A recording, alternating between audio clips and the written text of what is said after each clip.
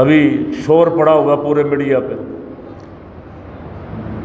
اپنے مینار پاکستان میں ایک لڑکی کو 400 لڑکوں نے بے حرمتی اس کی کپڑے پھاڑے، کھینچا، دھروا، سارا شور پڑا۔ لاہور کے تھے، مینار پاکستان یوم آزادی منانے گئے ہوئے تھے۔ کیا مسلمانوں کا رویہ ایسا ہی ہوتا ہے؟ کیوں بھائی؟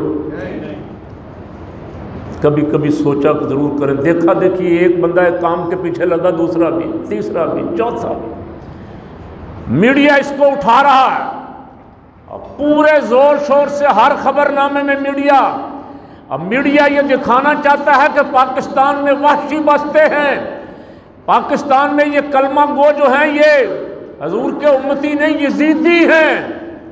اب میڈیا یہ دکھا رہا ہے دنیا کو۔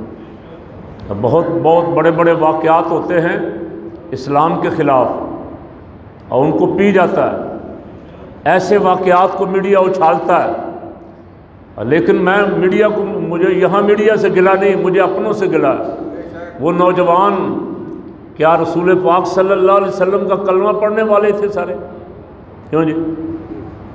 کلمہ پڑھنے والے تھے، ہاں ہمارے ہی تھے، لاہور کے سارے تھے، لاہوریے تھے، یوم آزادی منانے گئے تھے مینار پاکستان میں، وہاں بچی کے ساتھ زیادتی کی، بے حرمتی کی، کپڑے پھاڑے، یہ سارا کچھ آپ سن رہے ہیں نا 4-5 دن سے۔ اب وہی اگلے دن یوم حسین بھی منا رہے ہوں گے، آج کل بھی منا رہے ہوں گے، کوئی سڑکوں پہ، کوئی مسجدوں میں۔ تو کبھی کبھی سوچا ضرور کریں، جو کلمہ ہم پڑھتے ہیں اس کلمے کی ذمہ داریاں بہت بڑی ہیں، چھوٹی سی نہیں ہیں۔ اقبال رحمۃ اللہ علیہ نے کہا تھا، زبان سے کہہ بھی دیا لا الہ تو کیا حاصل، دل و نگاہ مسلمان نہیں تو کچھ بھی نہیں۔